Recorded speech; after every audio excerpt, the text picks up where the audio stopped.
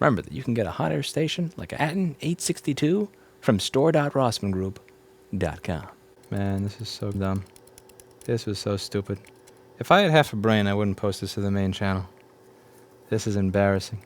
Then I delete the stream when it's done so nobody knows what a dumbass I am. Hey everybody, how's it going? Today we're going to be fixing a MacBook. I'm sorry that I haven't had the time to make for these streams like I used to, where I would sit here and I would fix a MacBook with you. I used to make more time for these streams where I would sit here and fix a MacBook with you, but there's been certain elements of my business that I have not really had the mental energy or time to catch up on since the CBC News piece hit in around October of 2018, and things went crazy. And I finally had the time to catch up, really like go through our processes and make sure that the stuff that was on my website about what made this business special versus other businesses was still true today. And one of the things that can become interesting is when you read your own About Us page, where you're listing why it is that your business is special, what it is that separates you from others based on what's true, and you read it and you realize that when you went from 2 or 4 people to 15 people, that like some of those items ceased to be as true. So what I've done is I've spent the last 2 or 3 weeks here pretty much getting here early, staying here till 10 or 11 every day, and really focusing in on everything to try to ensure that what's enshrined in the About Us section on rossmangroup.com is still true with 15 people, the same way that it was when we had less. And I hope that I've been able to achieve that. I also fixed other things that I had looked over, like store.rossmangroup.com not actually being able to accept orders if you were using Firefox as a browser. Curious if he's paying zero rent for next month now. See, that would be mean. That's not something that I would do. I will say it is very effing tempting. I would be lying if I said it wasn't tempting. But damn.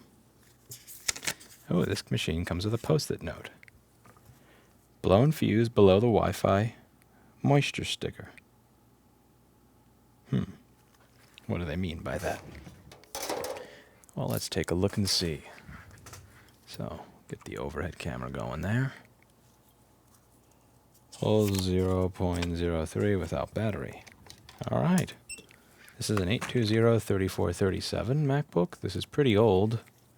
Man, I kind of missed this. Did you guys miss this? I gotta say, over the last several weeks of playing Manager, I really did miss being able to work and fix boards with all of you. You know, I've gotten spoiled to the fact that I did not have to do that management work as much anymore, but as we got larger, we have had to change a lot about how we manage the business and what metrics are used, what it is we're focusing on, how we deal with procedures and everything. But man, I'm honestly really happy that I got to take some time off from that so I could fix some boards with you all. My heart rate was way too high and to seek attention. It also encourages people to be more active. I mean, is that an Apple Watch thing? You had lots of other, you had a Fitbit. There's a lot of devices that did it. I don't know. I'm not on board with this idea that this is the unique device that is doing that. You know, it's like it's a technology that's existed for a while. It seems like they just kind of said the stuff that needed to be said to make it popular for a lot of users. Yeah, I'm not saying it's bad or anything. It's just, you know, it's not like they're the first one to create a monitoring watch. Okay, so what we do here is we see what it outputs, and now I'm also going to get the multimeter software on the screen. Now, the multimeter software that I'm using was created by Mr. Paul Daniels, who you can find at pldaniels.com. Now, he says the fuse below the Wi-Fi thingy is blown. So let's see if that's correct. You have 8.6 on this side and 8.6 on that one, which is why you virtually never trust the customer description of the problem. The customer, never trust the customer description of the problem. What he is saying is not that it's a fuse that's corroded. What he's actually pointing to something else. I was silly and I thought that fuse meant fuse. You'll notice that this is one of the reasons that when people say, Lewis, I went to your store and I asked you to replace this chip, and you said it was going to be $200 or $300. That's too much. I want you to replace one chip. That's not fair. The reason that we do that is because it is never the one chip or thing that someone asks to be replaced that is the actual problem. I believe in solutions-based billing, not by the chip replacement. Now over here you can see that he meant not a fuse. This is actually a capacitor that has corrosion on it that I imagine he's referring to under this liquid damage indicator. Yeah, this thing over here. When he said Wi-Fi card, I thought he meant this, which is the actual PP bus fuse. So we have this. This is a corroded capacitor over there. And I'm going to remove that from the board to see what happens once it's removed, see if it works properly and all that good stuff. So let's get started with that now, shall we? Now, first thing that's weird here is that I have a very strange soldering iron tip in my office, which leads me to believe that while I was doing management, someone stole my tip. Because this is not a proper tip to do any work. What is this even? I don't remember ever buying this, using this. This is a piece of useless, absolute garbage. What the... Like, do you even get hot, bro? Oh my... This is... Okay, finally.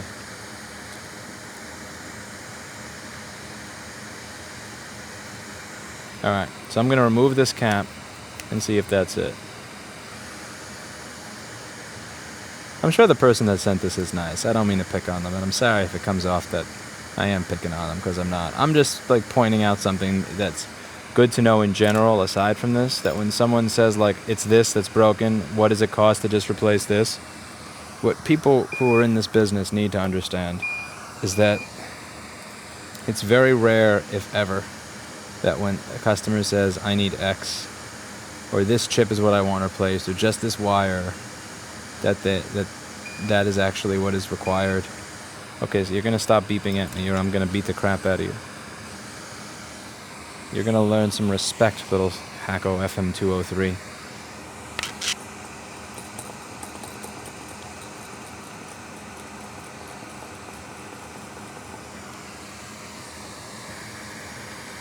Because the problem there is going to be if you do what they do and you go, okay, you just want me to replace this resistor, so $10, and then you replace it and it doesn't work, and you say, give me the $10 now, they're going to stare at you like you just hit their kid with a baseball bat for no reason, you know? Solutions-based billing. Some people like it, some people hate it. Beep, says Copaz, yes. Some people like it, some people hate it. It works for me. It may not work for you, but you do you, you know? Everybody's got to do what works for them.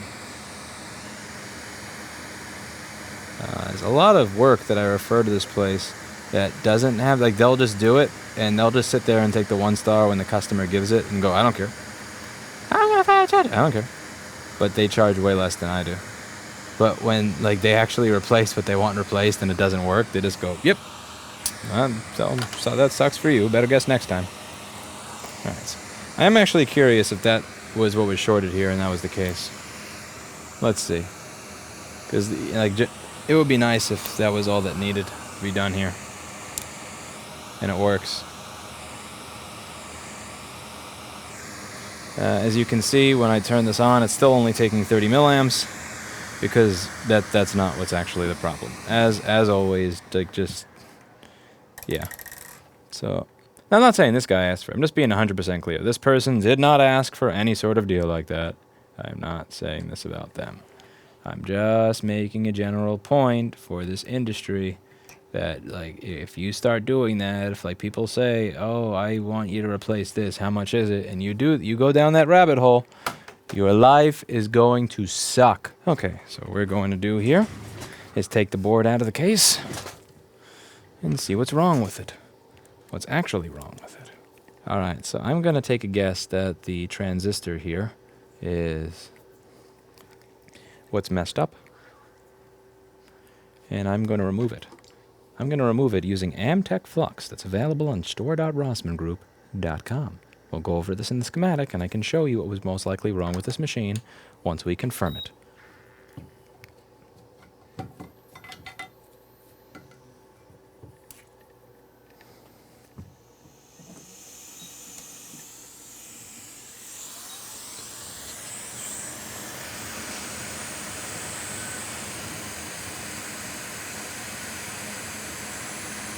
Thank you, tech is amazing.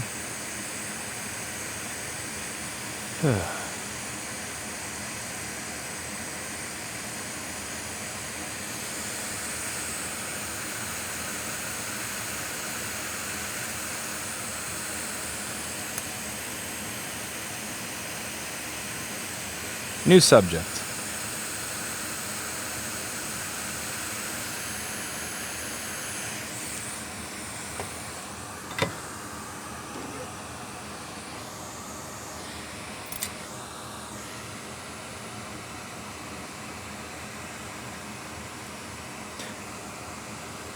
Patrick says paying taxes may suck, but it's worse to pay taxes and see unqualified people running every government agency.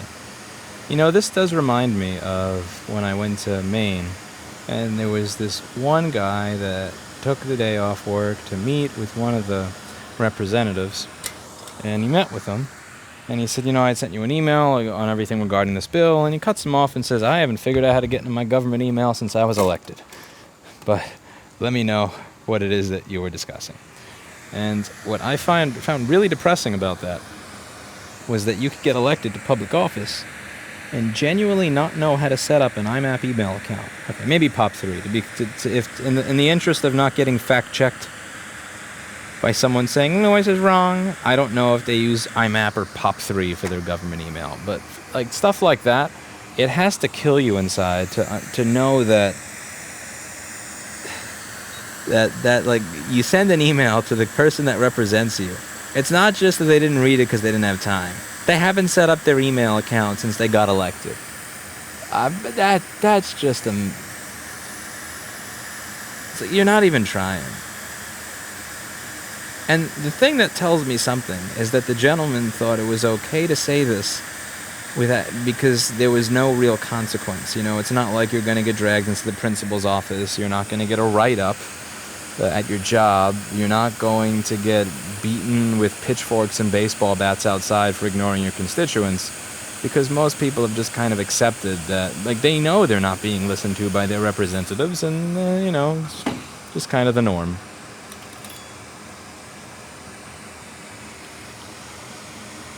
Ugh. That's really where we're at, and that's painful. Speaking of painful, I'm about to body slam this FM 203 if it doesn't stop that. Mario says, I need to thank you for changing my life. I'm pretty sure you might not think you changed the world by what you do, but you've changed my world. I live healthier after listening to your commute bike rants and have a bit more faith in humanity. Well, the last thing I imagine I could be accused of is giving people more faith in humanity. But if I have, thank you very much for the kind words, and I hope that I can continue living up to that in the future. So now we're missing a cap over here, but I'm not sure if this cap is actually going to matter. I think that's one of those things that we could consider non-essential.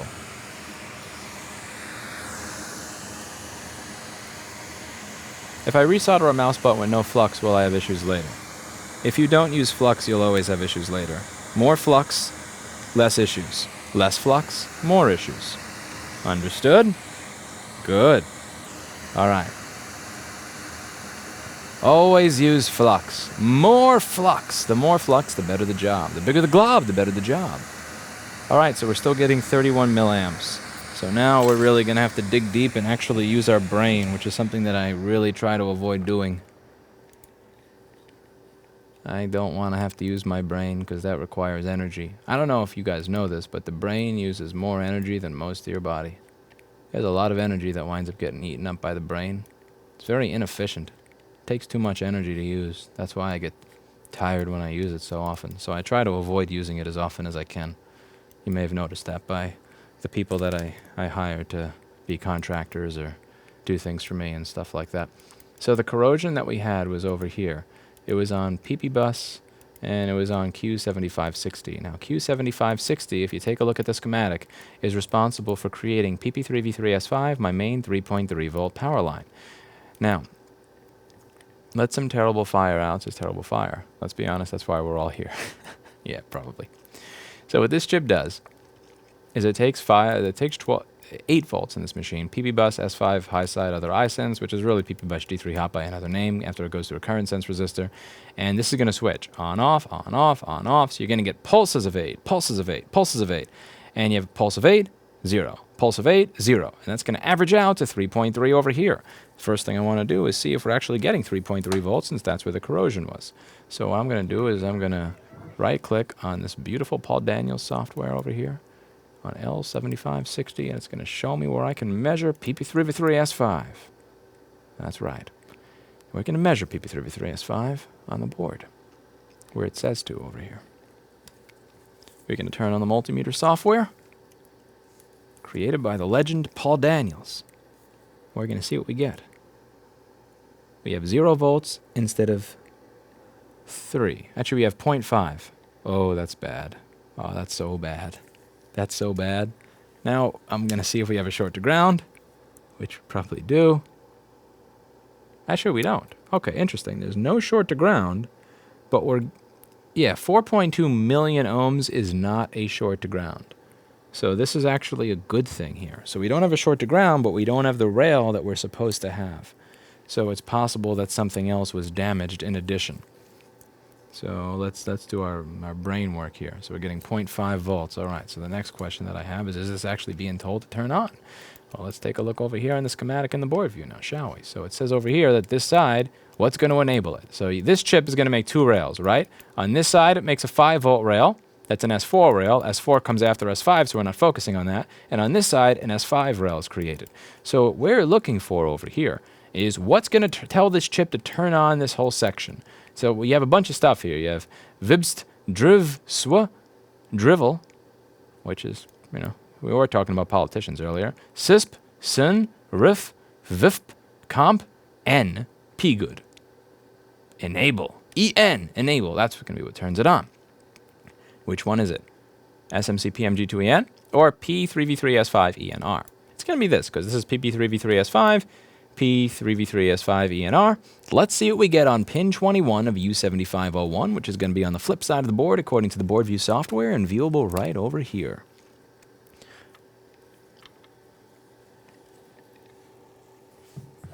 Also, if someone wouldn't mind taking a wet, greasy fish and smacking the coder right in the face for wishing a dead CPU on me in chat, I would highly appreciate it.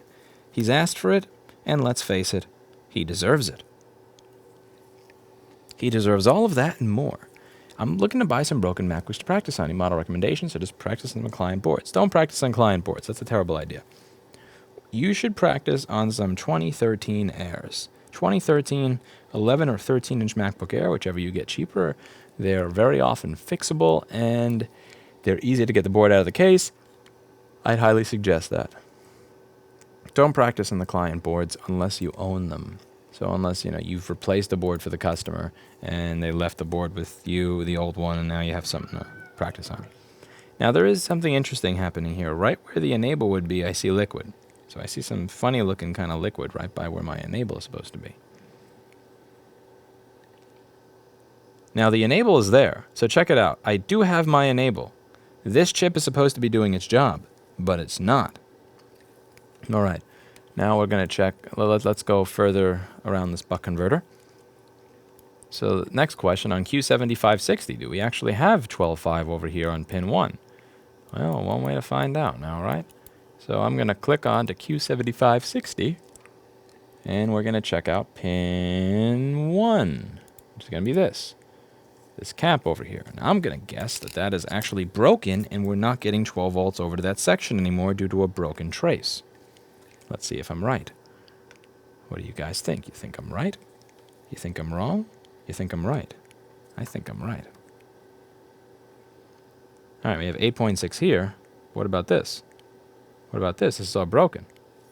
This is all broken. Yeah. I wonder, is it actually going into there?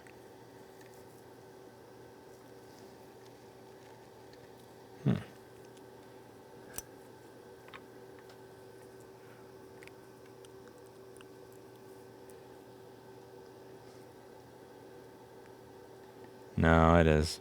Yeah. 8.6 is going into the chip. So it is getting its 8.6 in.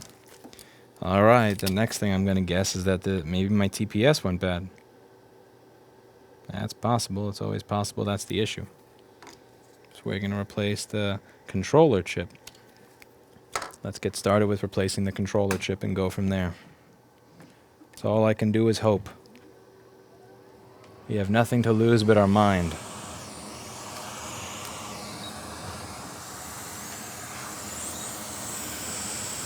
And maybe the cost of this chip.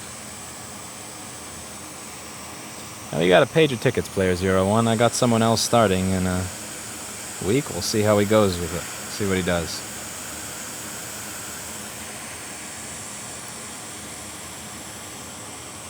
For temp and airflow, I am using 500 Celsius and 120 on the Quick 861. Many are asking why am I not using the Atom? Because my Quick still works, and I am a cheapskate, and I will run this shit into the ground until it dies. As I said, the Quick and the Atom are very, very similar to one another. It's just for preset. I think that the button, having the button on the station itself is kind of cool about the Atom, and it's cheaper, but that's not really enough to justify me taking the Quick off my desk. I'll likely use this Quick until I kill it, and then get an Atom on my desk. But yeah, they're both. I like it when you use the proper amount of flux. Well, I'm sorry for disappointing you, but we're using a Paul amount of flux today. I really don't get why this ridiculous tip is on my iron right now. I'm sorry. Have some money as an apology. If this actually is a dead CPU, I'm going to go over there and, well, you're not going to like it. I'll just leave it at that.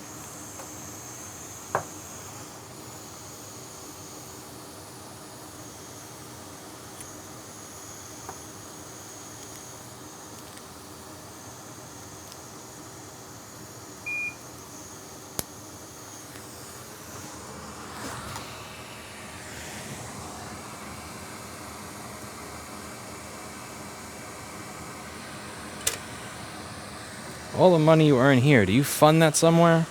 Yes, what I do with that money is I spend it on,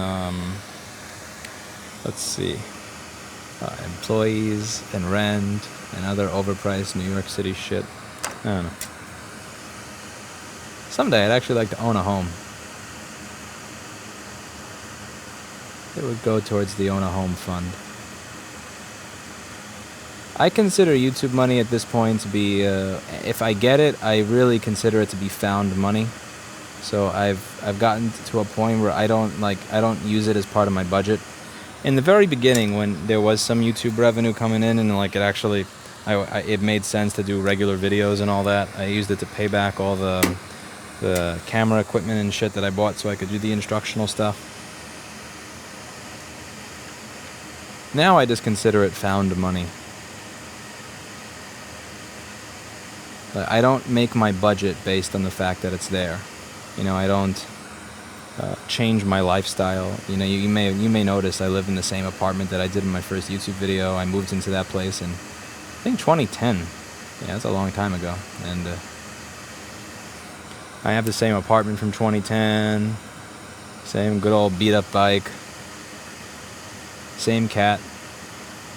Can't say the same for the manager of the store, though. Manager of the store a while ago got one of those, not him, his wife, got one of those fancy $800 cats. My cat came from Craigslist. I personally think my cat's better, but I think everybody thinks that about their cat. But yeah, I consider what comes from YouTube found money. Sometimes it's good. Sometimes YouTube actually pays well. Sometimes, the whole having a technical audience where 70% of them and more know how to use AdBlock kind of gets in the way of it. And that's another thing. That's one of the reasons I would always consider what comes from here found money. Look what happened to Eli, the computer guy. He was literally doing this as his career, as his living. I'm not going to have a business anymore. I'm just going to do YouTube instructional videos. The algorithm stops recommending his stuff. His CPM drops to cents compared to where it was. And what do you do then, And let's say you post something and it goes viral everywhere on YouTube because it shows up and everybody suggested. Can you ask someone why that happened? No, you can't. I think that YouTube is an excellent demonstrator of what happens when humans are managed by artificial intelligence. Because if you think about it, on YouTube, you really are managed by an artificial intelligence. There's an AI that decides whether or not your videos show up in other people's suggested feed. And every now and then, some video that I did 4 or 5 years ago that wasn't even really that relevant will just wind up getting 80,000 views a day because it gets shoved, and I'll look in the analytics and it'll just get shoved into everyone's recommended feed for no reason. I have no idea why. So so with my business, I use my business at this point to pay for running a business, my life and all that. Every now and then, if YouTube did well, I'd give people here a bonus. Even though I'm the only one doing the YouTube stuff for the most part. But yeah, at this point, I just consider it found money. You can't rely on this shit for a living. I think it would be very, very bad to rely on this shit for a living. Here's some money to make up for my ad block. I thank you, Tiberian. Like, let's say that Eli bought a different place to live based on this stuff, and then, oh, whoops, it's gone. Or any of those, EEV blog was showing this a few weeks ago, how there was this one guy with like 10,000 subscribers. His channel just got deleted with no reason. Like, not struck, I mean deleted. It's gone. So, I do what I do. And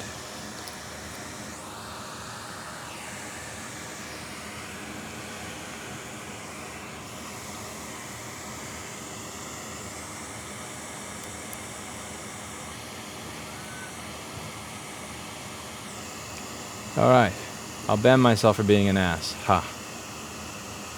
So, we still have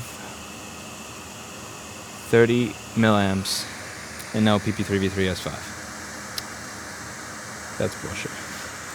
That's kind of bullshit. Let's see.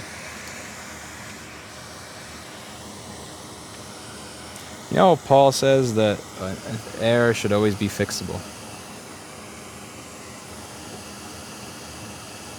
He says that air should always be fixable.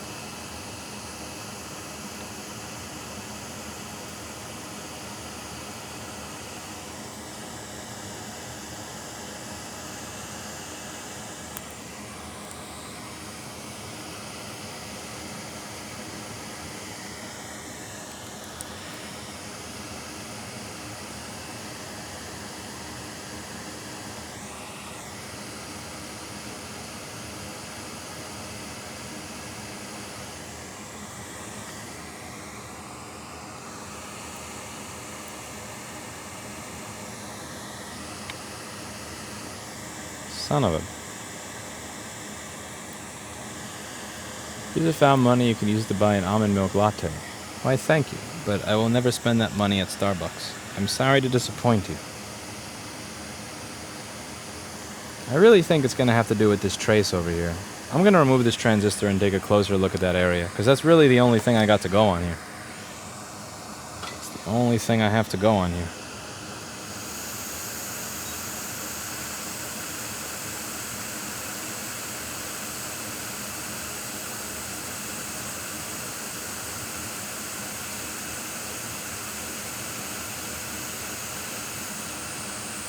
I refuse to believe that that one stupid little cap on PP-Budge G3 Hot has anything to do with this.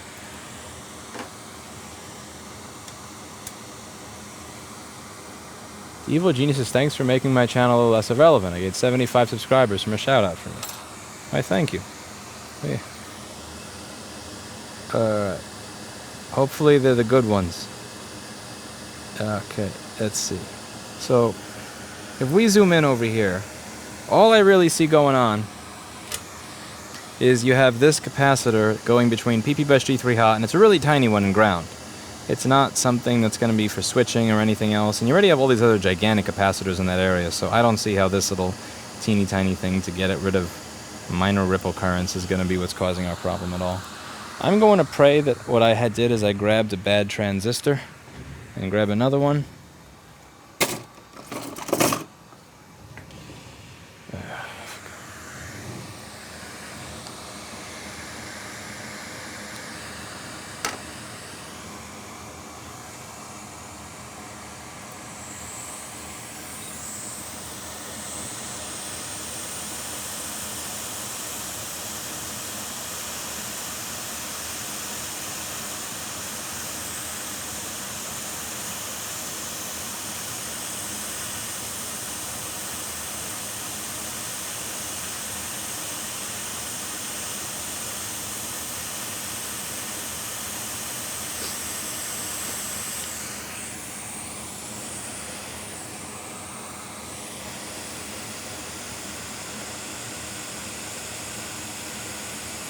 Oh, come on.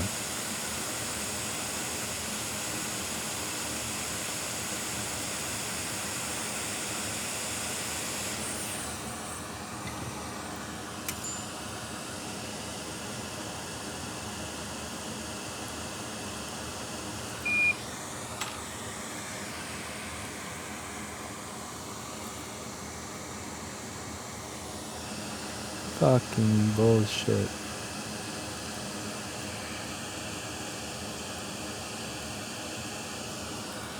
This is bull.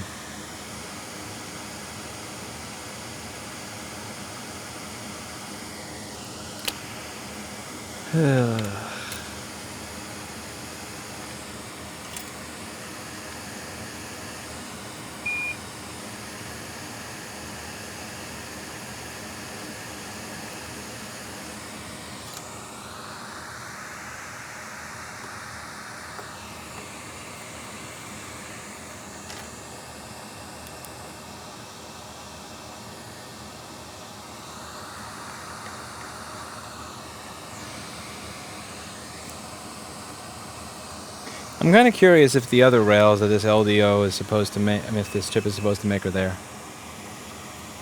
That's what I'm curious about, so I'd like to check and see if PP5ES5 is present.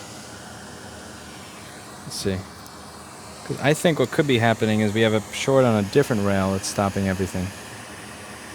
Yeah, so see, we're getting 1.2 volts on PP5ES5 as well. Okay, what if I were to stop treating this as if it was a PP3V3S5 problem and I started treating it as if it's a TPS51980 chip problem? So on the schematic, it looks like we're supposed to be getting voltage in on pin 23 of the chip. Pin 23 is going to be this over here.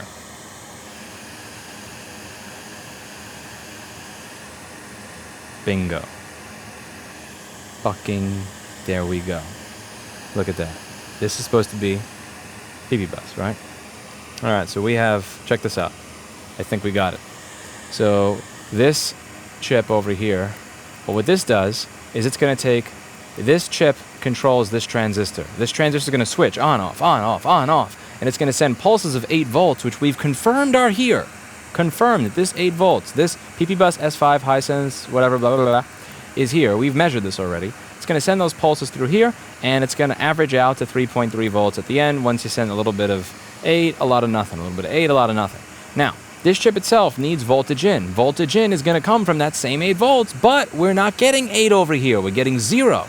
So this part that's broken over here, this little part that's broken is not just for this cap to go to here. That is where PP bus, this is where PP bus S5 high side computing iSense is actually going to the other side of the board. So what we need to do is we need to run a jumper between PP bus S5 to from here. We need to run a jumper from here to here, VN, which means that we're going to run a jumper from this section over here to this, where it's supposed to be going into the chip over there. And then this piece of shit is going to work. So now I only have skinny jumper wire in my office, so I'm going to get some larger jumper wire from Paul's desk, and then we are going to get this working. I can't believe I treated this as a PP3V3S5 problem, when in reality it was a TPS51980 not having input current, input voltage on the input in the chip problem. And it did trick me, because we did have input voltage on the transistor itself, but we didn't have it on the chip. Damn, I got trolled. That's what happened when you have management try to do the real work for a change. Alright, I got myself a thicker wire than the normal jumper wires that I use. And we're going to run that all around the board here. So, let's get started. Now remember, if we have the schematic and board view in on the camera, you'll see that this is going up here, so I can grab it from really anything in this section. Let's go for it. Maybe it's a corroded via that you could fill with solder. That looks pretty scraped away. I mean, I guess I could scrape away at it a little bit and run something to it, but that's not really my style. Let's see.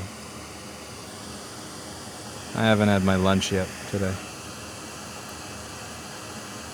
Is there still a via there?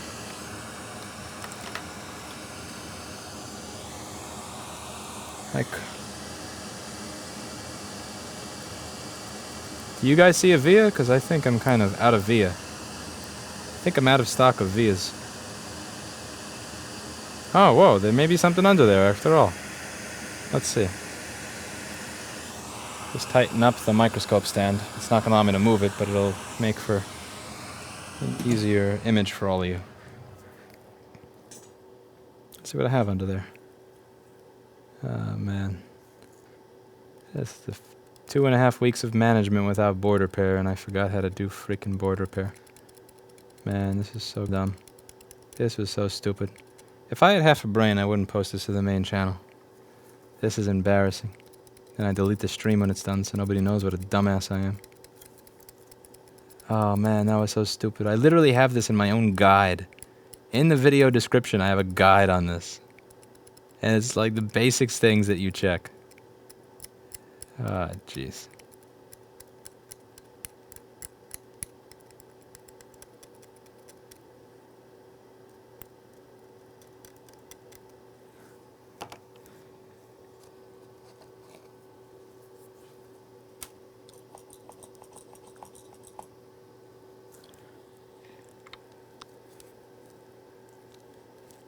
This is what happens when you try to fix boards using a real estate license.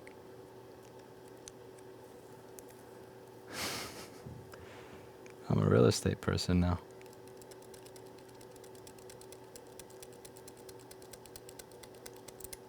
I think I'm just digging the ground.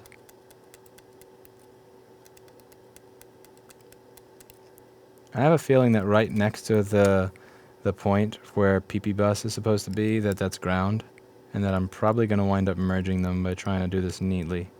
I have this feeling that by trying to do this the right, quote, right way, I'm going to wind up merging PP bus and ground. I have that feeling right now. I can tell. It's that feeling of when you're trying to make something perfect, but you're actually doing something stupid.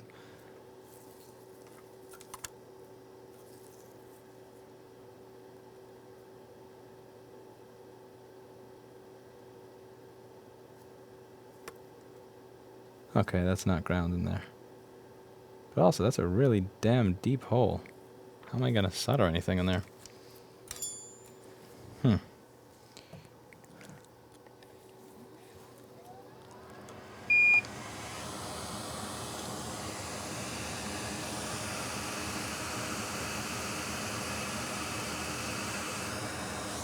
I mean, this is dumb for a number of reasons. The primary one being that I should have just dug where my initial damage was. And this is noob. Basic noob shit.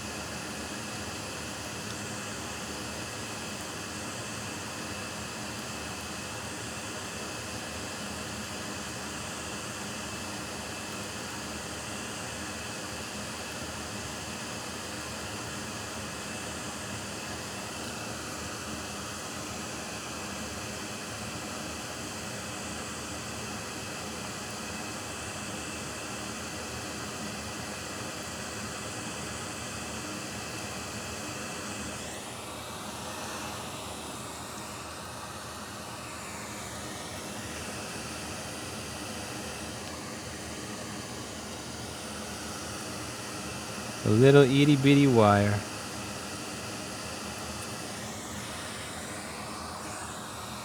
An itty bitty little kitty.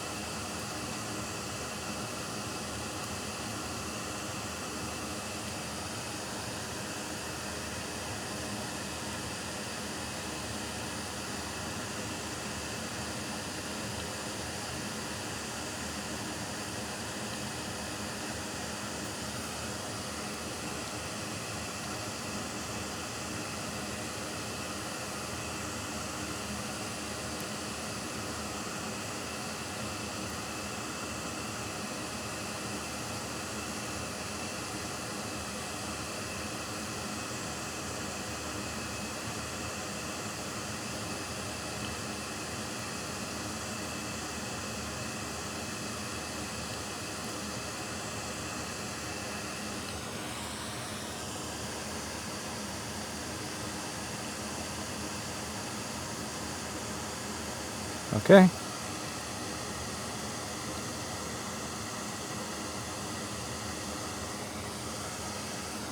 Now, I just want to make sure that that wire is in the place that is most stable for it. Which is why I'm going to use hot air with the flux that's there.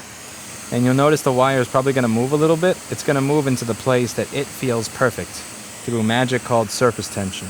I just want to make sure that it's not sticking up before I do that. Alright?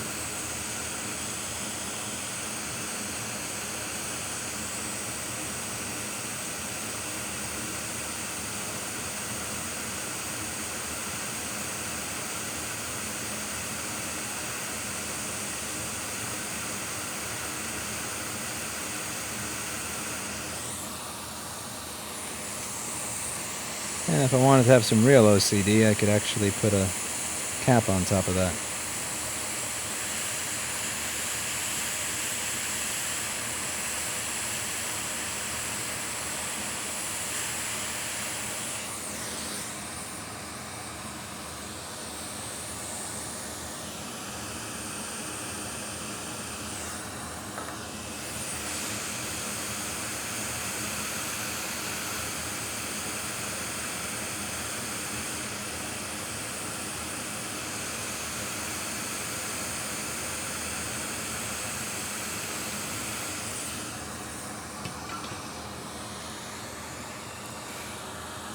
We let the board cool off for a moment.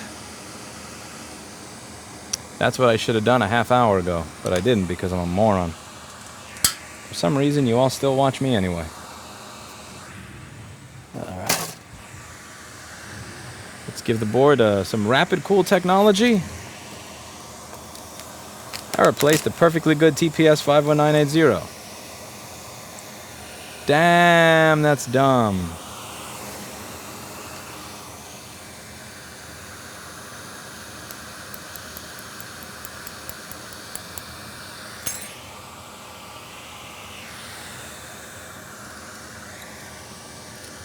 Alright, so the best part of this is going to be proving that to the coder that it's not a dead CPU after all. So we can tell him the GTFO. Oh. That's what we call a fan spin, ladies and gentlemen. A fan spin. Well, I've enjoyed fixing this board with all of you. I'm going to try to make time to do this more often. I'm sorry that my lack of management over the past 2 years has required that I catch up so much in the past 2 to 3 weeks that I haven't had time to share a board repair with all of you. But I'm going to try to make more time to share these board repairs with all of you because it's fun. That's it for today, and as always, I hope you learned something. I'll see you all in the next video. Bye now. Oh, also, remember that you can get a hot air station like a A1466 from store.rossmangroup.com.